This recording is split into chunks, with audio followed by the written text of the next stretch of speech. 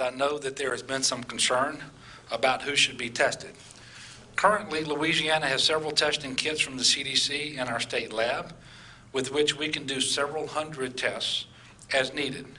We are confident the CDC will give us additional testing kits as needed as we move forward. This morning, I was on a conference call with Vice President Mike Pence and other health and state leaders, and we were told that commercial testing will go live across the country and in Louisiana this week. This is important because testing capacity is a concern for all states. Commercial testing means that more people who are sick will be able to talk to their health care providers about their risk and if they need to be tested, and certainly that is a good thing. Our role at the state will be to take any test that is presumed positive by a commercial lab, to verify it at the state public health lab before sending it to the CDC for confirmation. The verification will be important as these commercial tests come online. We have the capability to test hundreds of people, and it will only increase with the CDC providing more tests and with more commercial testing coming online. That said, you will begin to see the testing number go up for two natural reasons. First, we will conduct an epidemiological investigation of this presumptive positive case to determine the risk to the patient's family, friends, and those that they may have come in contact with. Some of these people may be tested based on their risk factors. Second, the state of Louisiana recently expanded its testing protocols to include a broader group of people. This means that if you have traveled to a country or region of concern or come in close contact with someone who has COVID-19 and are showing signs or symptoms of illness, and you have a negative flu test, you can be tested for COVID-19 here in Louisiana. At all times, our testing protocols have mirrored those of the CDC, and at no time have we not tested anyone who met those guidelines. To put this in context, the CDC reports at least 35 states, including DC, have cases of coronavirus. Understand that the case in Louisiana has not been officially included in the CDC reporting as of yet because it has yet to be confirmed by the CDC. Close to 600 cases have been confirmed across the United States of America. Right now, the risk is still low for spread here in Louisiana and in the United States. We are obviously taking this seriously, and we've been preparing for this for many weeks. Last week, I held a unified command group meeting and created a COVID-19 task force to lead the planning for different scenarios as COVID-19 was spreading across the country and would almost certainly come to Louisiana.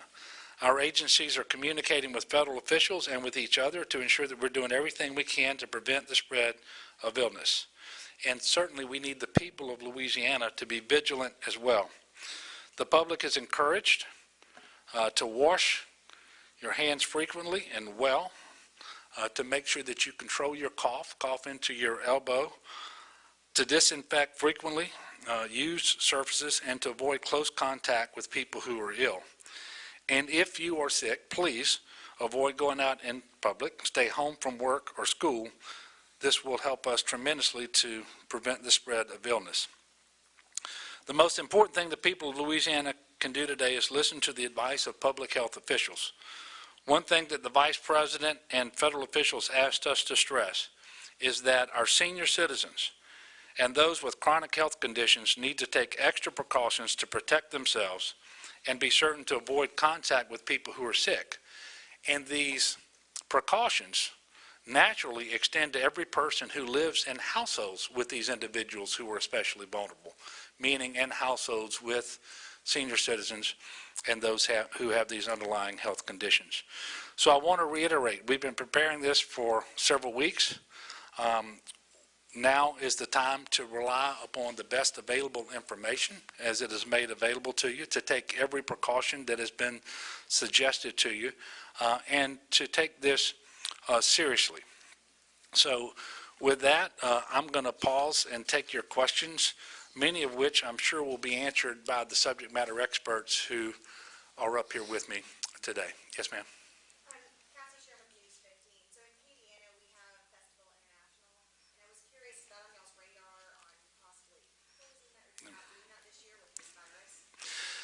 Well, that specific event is not on our radar, although we are watching what's happening in other states. We don't currently have a CDC recommendation that relates to canceling events. We are in consultation with local officials and organizers of these activities and these events, and these are some of the things that we're going to be deciding over the next several days and potentially over the next few weeks as this situation further develops. Yes, ma'am. The age of the victim and any idea about contacts he might have had in Jefferson Parish? Okay. I'm going to go back to what I said. I've announced all the details about this case that I'm going to announce. Are you able to tell us how many people may have been in contact with this individual? And What I can tell you is we are actively doing that epidemiological investigation to determine that information. And then with that information, we will then be making sure that any individual who needs attention or screening or testing, that becomes available to them. in some schools, or in some states, schools have been impacted. Is that something that you foresee as a possibility? Well, certainly anything right now is a possibility. I don't want to sit up here and sort of guess at what may happen. We are working every day with our federal partners at the CDC, but also with other states, some of whom have already had a case or multiple cases of this novel coronavirus, and we're trying to see what they've done that works and what potentially doesn't work. And as we have more information related to potential impact of schools, we'll let you know. I will tell you this. If you go to coronavirus.gov, there's a series of recommendations all built around mitigation of the coronavirus, and you can access recommendations for households, for businesses, for schools, and other entities, and I'm encouraging everyone to go out and do that. In some states, some lawmakers have voiced concern about the economic impact that this could bring to the state.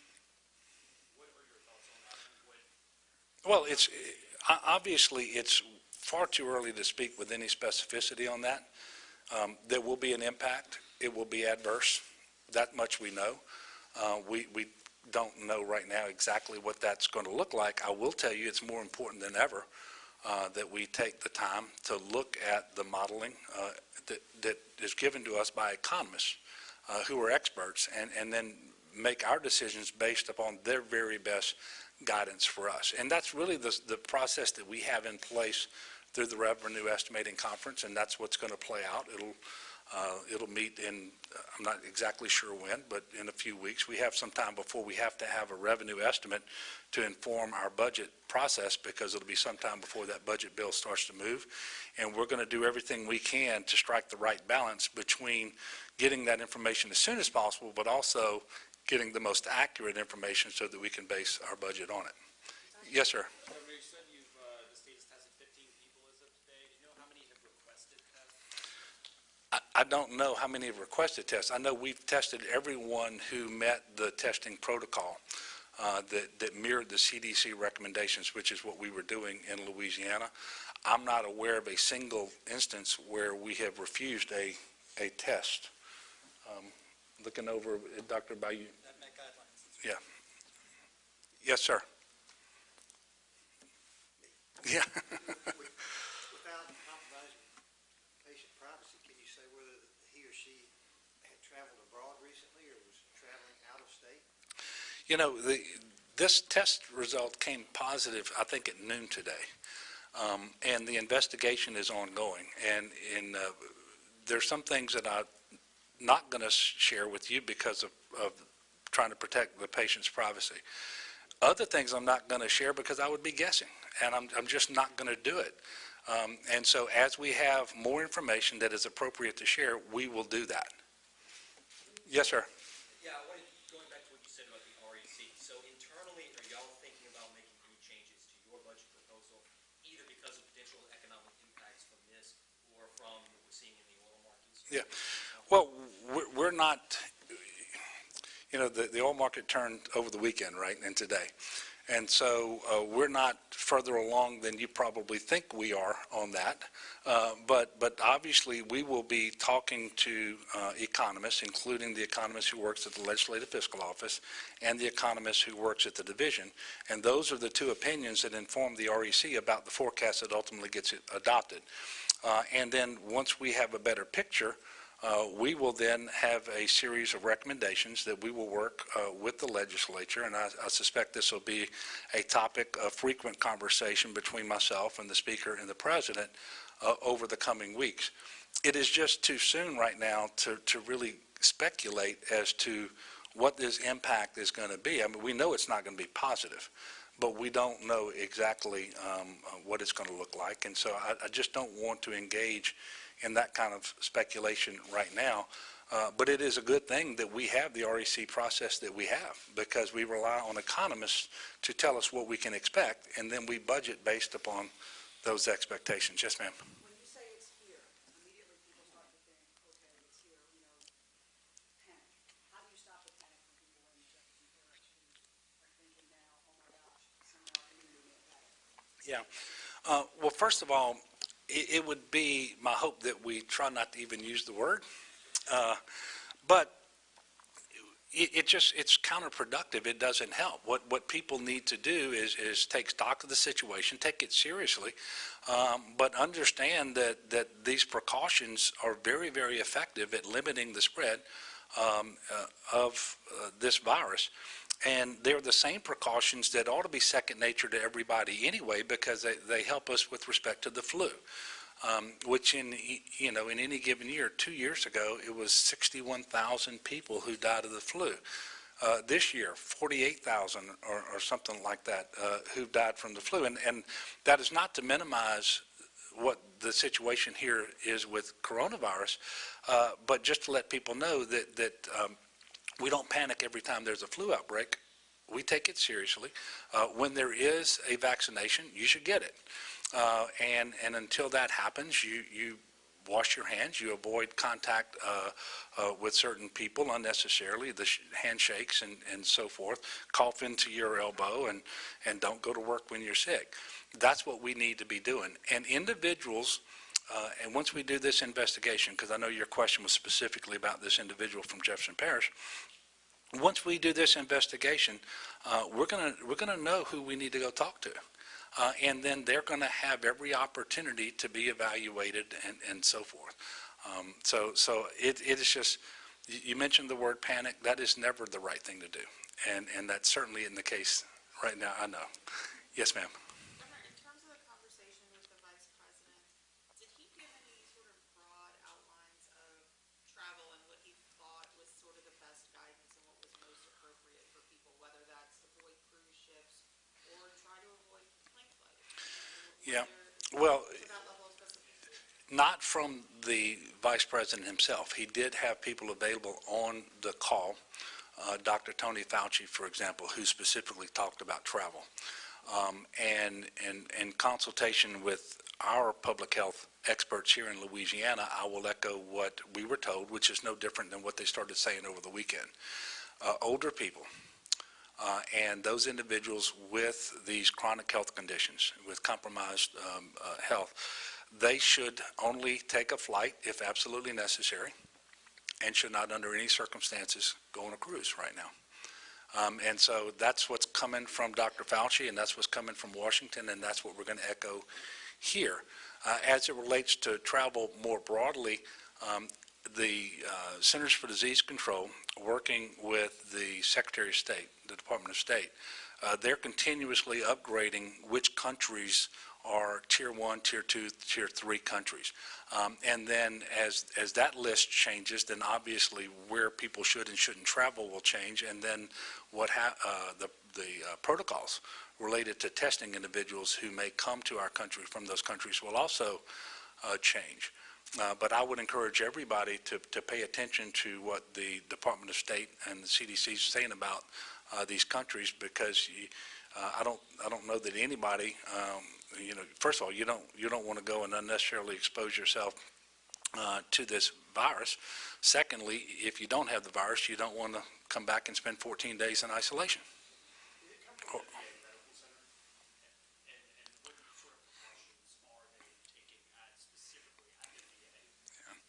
I'm not going to say anything more about this particular case that we announced today.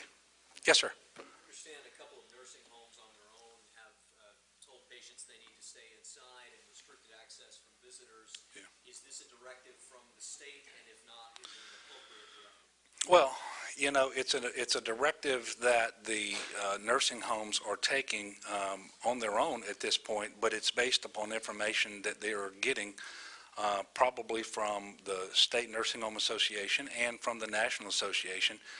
And these are healthcare providers. In light of the fact that we know it is the elderly population most at risk from coronavirus, the novel coronavirus, COVID-19, and those with underlying serious health conditions, those are the people who populate nursing homes. Then you can expect that they will have more precautions in place, and that those may evolve over time. And I'm not going to second guess them here. I will tell you that later this afternoon, we're going to have representatives of all of the major healthcare stakeholders here to have conversations with them. So it'll be hospitals, nursing homes, those sorts of folks, and we may learn more about precautions that they're putting into place now. Sam? Governor, can you talk more about exactly what happens with this patient and the people they've come into contact with, the people, their family and friends that they've interacted with? Going to be put in quarantine? If so, how long, where, how does that work? Okay, I'm going to ask Dr. Bu or Dr. Guidry to come up. I know the words epidemiological investigation. I think I know what that means, but I probably am not the best person to answer the question. Yeah, so actually, exactly as the governor said, what the team is doing right now is trying to find out who those individuals are that need to take other precautions. Anybody who's been in contact with that case would be treated like somebody who's been to a country that has spread of COVID-19, and that means those recommendations we've been making now for a while, stay home, monitor for symptoms, that would now apply to them. And we'll be communicating all that to those individuals, as the governor said, who need to know that information. And that would still be a voluntary self-isolation type thing where you guys ask them to That's right. isolate for 14 days? So far, we've had nobody disagree with that. Yes, sir. It'll be 14 days, right? That's the standard. Yeah, currently it's 14 days. That's the guidance that we're continuing to follow, that other jurisdictions are using across the country.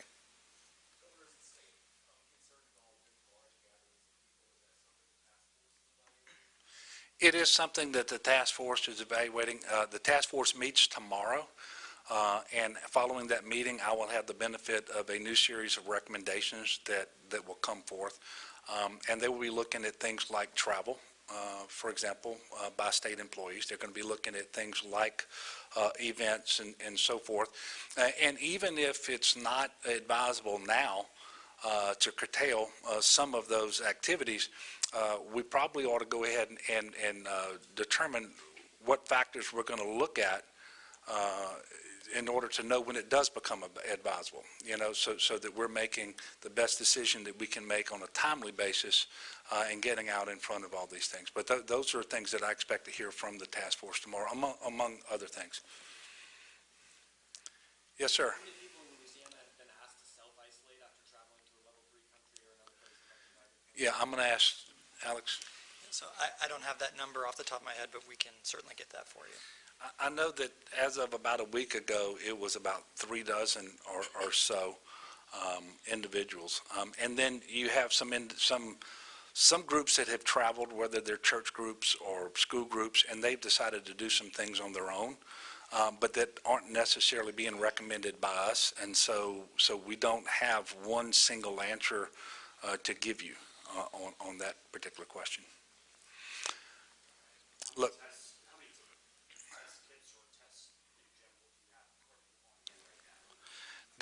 That we are, I'm sorry, ask your question again, I didn't understand it. So there's hundreds of test kits or Yes. ways to test. What's the specific number that you have currently? Well, we were given 1,000 test kits initially, and then this past week we got 2 test kits of 500 each. And so that's 2,000 test kits. Now, that doesn't mean we can test 2,000 people because it takes 3 to 4 kits per person. And then once you test for an individual or other individuals, the kits related to that particular plate are no longer usable. Did I get that somewhat right? Yeah, essentially, it depends on how many samples we run at a time, how far we can go. But as the governor said, hundreds. And that's why the easiest way to communicate that is we're telling people how many individuals can be tested right now. And that's why that's the number that I gave you earlier. But that's not raising the question that we could have a problem with testing. No, well, I don't believe we will. We have several hundred that we can test now. And then the commercial testing is coming online this week. And so we don't believe, and by the way, as the commercial testing comes online, you're going to see expanded protocols as well. And so you're going to see more people who ultimately are tested. Yes, sir. Do you know which commercial labs in Louisiana are opening, exactly where they are, and whether they're being provided more kits by the federal government? No, they are. Yeah, and that's one of the things that the vice president and the folks are on the phone today, and I don't remember who it was that gave us our testing. Oh, it was Dr. Burks, Dr. Deborah Burks. She gave us an update today about the testing that will become available through these commercial entities starting this week. And because what they're looking at is being able to do a lot of high volume throughput. And as you can imagine, when you look at the states around the country that have had the most cases, that's where they're going to focus first. So but they're getting these test kits out all over the country. And so this commercial testing is going to be much more available. And it will work, I think, for the patient. It will look just like any time that they go and the doctor orders blood to be drawn to be tested for whatever, in whatever condition. That's the way this is going to work going forward. Do you know which specific labs in Louisiana might do that? Well, do you have that information? Yeah, so LabCorp should be able to do this testing, and we're told by Quest in the next 2 weeks they should also be able to do this testing. Yes, ma'am. Are there any measures being taken at the airports in New Orleans, large travel airports? Yeah. Well, those measures were actually taken several weeks ago. And so as individuals travel into the country from these countries of interest, they are being routed into certain airports, and then they are being screened. If from there is a passenger who should be of interest to us, that gets communicated to Louisiana from the federal government, and then we pay attention to those individuals who are here. But that's actually been taking place for some time. Yes, sir. As community spread is increasing within the United States, though, is there going to be an effort to increase testing at airports for domestic travel? I'm not aware of any additional testing at airports for domestic travel. The testing protocols are, as I've mentioned them, every time the CDC revises their guidelines, we revise what we do. We've got one case, but generally after that, you hear a lot more. How will you continue to get the information out, Yeah. Are you doing a press conference every Yeah. day? Is it going to be something that's... Well, what I can tell you is for every presumptive positive test, you will hear directly from the state, either myself or the Department of Public Health at Louisiana Department of Health. I don't know that we're going to do a press conference every single time. I can imagine, however, that periodically we are going to have a need to do a press conference so that we can share new information and give you all an opportunity to ask questions. And we will figure that part of it out as we go. But we're going to be issuing statements. And again, if you look at social media, it's full of a lot of folks out there saying things that are just not true. And that's why I made it a very big point with us. We're going to be very transparent, we're going to be very timely, and we're going to be factual, and we're going to tell people when we have a positive case in Louisiana. Yes, ma'am. As more cases or more people are being tested, you guys expect more cases here in Louisiana? Yeah, well, that seems to be what's happening around the country and other states. Once they get their first one, they typically get another one and so forth. And we don't have any reason to believe that that's not going to be the case here in Louisiana. But that's why it's important that people take the precautions that we're giving them, because we can limit this. But it's going to require everybody doing their part.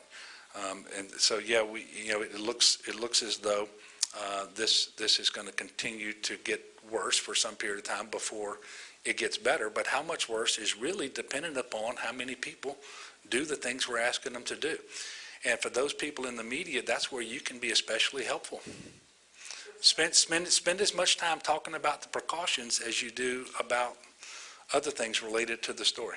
And on the subject of precautions, have you started conversations with the House and Senate about what happens if this, in the legislative session, if there is a need to start isolating any legislators, or kind of what happens on how to take precautions? Because, and I ask that because we just got where the Florida House just evacuated because several members of the Florida House had been to the CPAC conference. Yeah. Where people were confirmed to have Yeah. the COVID-19, and so now people are isolated who are legislators. Yeah, and so we haven't had those conversations yet, but these types of conversations and plans are what we've been talking about with continuity of operations, which is a big part of what our task force is doing, and we've had continuity of operations plans going back to SARS and MERS and H1N1, and they just have to be updated. And now we need other private sector entities need to do this. What do you do if you have individuals who cannot come to work and so forth? And so we certainly would encourage the House and the Senate to look at this, and as it relates perhaps even to other things that involve their operations. Yeah. Yeah, well, as I mentioned, one of the things that, and this is very difficult for me, and I want to tell you because my instinct has been developed over the 53 years I've been alive, and that is to walk up to someone and shake their hand and talk to them. And I have to continually remind myself, and sometimes I am forgetful. But we're asking people to minimize direct personal contact, not just with people you don't know, but it doesn't matter who it is really, in order to minimize the spread, the community spread of this particular virus. And so while it's difficult for me, and I suspect for a lot of people out there, it would be much better if we didn't engage in those typical expressions of friendship and so forth. And you saw that this weekend playing out at churches across the state of Louisiana as they revised their guidelines about what they're doing as well. I know you mentioned so many questions. Yeah. Is the Department of Health or anyone able to tell us how hospitals in New Orleans or Jefferson Parish currently are doing anything different? Well, I'll ask them to come up and give it a shot. Sure. Well, as the governor noted, the work of the task force and of the department has been to put out guidelines, not just for hospitals, but for long-term care facilities, businesses, schools. And after that, we're following up with these organizations to make sure that they have continuity of operation plans. I don't know about every specific hospital in New Orleans at this moment, but as the governor also noted, heads of those healthcare institutions are going to be convened at his request this evening to discuss. Okay. Look, I want to thank y'all for coming out. Obviously, this is a developing story here in Louisiana, around the country, and around the world. It's something we need to take seriously, but timely dissemination of factual information and having individuals take the precautions that have been put out by the CDC and echoed here in the state of Louisiana that's the most important thing that we can do at this time. As we have more information, we will be quick to share it with you. That is a commitment that I'm making with you in this room and to the people of Louisiana today. So thank you so much.